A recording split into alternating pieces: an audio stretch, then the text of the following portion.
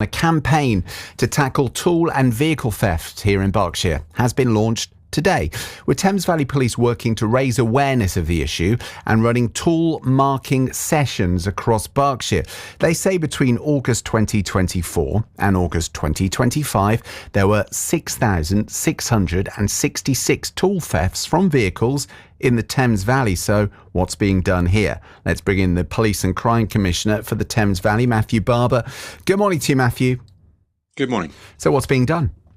So there's a variety of things that we're looking to do in this strategy. And the good news is that those crimes, the theft from vehicle, that's particularly around tool theft, theft of vehicle, and actually just people, vehicle interference, which might be the theft of catalytic converters, etc.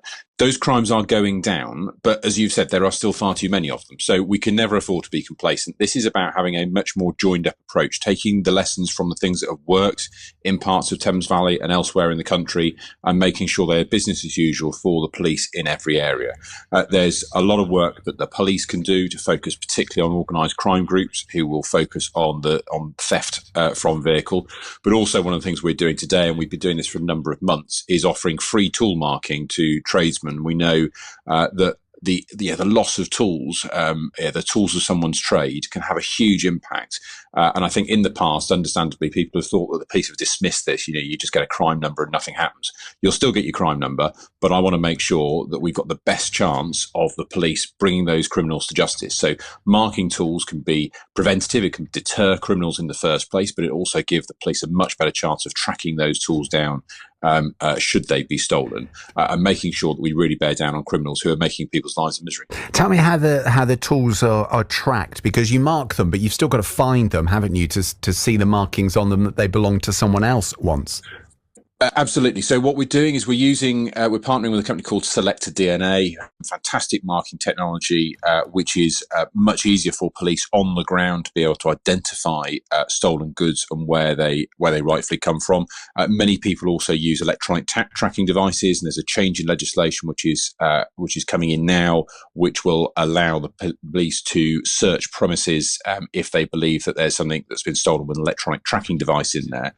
And the police are also much more sophisticated themselves. So we will have operations where the police will have effectively trap vehicles which have trackers in them themselves, putting them in locations where we know we've seen hotspots of crime, and making sure that we're using some covert tactics by the police to go after those criminal gangs. So electronic trackers, you'll find them, will you? You'll go into a property where that has been tracked to and go and get it, will you? Absolutely. And there's been a change in legislation, because up until now that would have been a cause for suspicion. The change in legislation in the crime and policing bill means that police will be authorised to go into premises if an electronic tracker gives reasonable cause to suggest that piece of item is in someone else's house, in someone else's yard. So that I think will make a big difference to the police tracking down some of those bits of equipment. And we've already been really successful through our raw crime team. We've identified property that's been stolen here in Thames Valley that's then been recovered in almost every other force area in the country, and similarly identifying stolen goods that are here. Often, sadly, many years later, we need to be much quicker at finding this, but just because something hasn't been found straight away, we've been identifying plant, equipment, tools that have been stolen some years ago, and making sure we can, return them to the rightful owner if they're properly marked, but also hold those criminals to account and make sure that people aren't getting away with this. Well, Matthew, you mentioned theft of a vehicle. Those numbers are going down, but some of these crimes are happening in broad daylight. So just marking some tools, it's not enough, is it?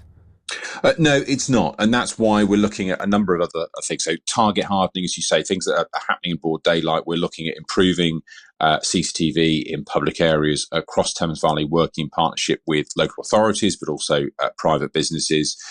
Increasing the crime reporting, and making sure it's easier to get things onto police systems. I do understand there is a view from some people: what's the point of reporting it? Nobody ever does anything. We'll just get a crime number. The reality is, of course, you will get a crime number. That's pretty important. But actually, making sure that people have confidence that there is at least an investigation in the background. Now, not every crime, sadly, is going to be solved. But if we don't get those reports in, then I guarantee the police won't be able to follow up on those cases. So, making sure that we're getting better results, that we're publicising those results to give people confidence to report, and acknowledging, because I certainly do, I've met too many members of the public who've reported things to the police in the past and don't feel they've got the response that they want. Yeah, the world isn't perfect, but I want to make sure we get a much better response from Thames Valley Police, really driving that focus on vehicle crime. That's why we've got this joined up strategy to give people the confidence to report, because that's the information the police need to make sure we can actually catch these criminals. OK, Police and Crime Commissioner for the Thames Valley, Matthew Barber, thank you for joining me this morning.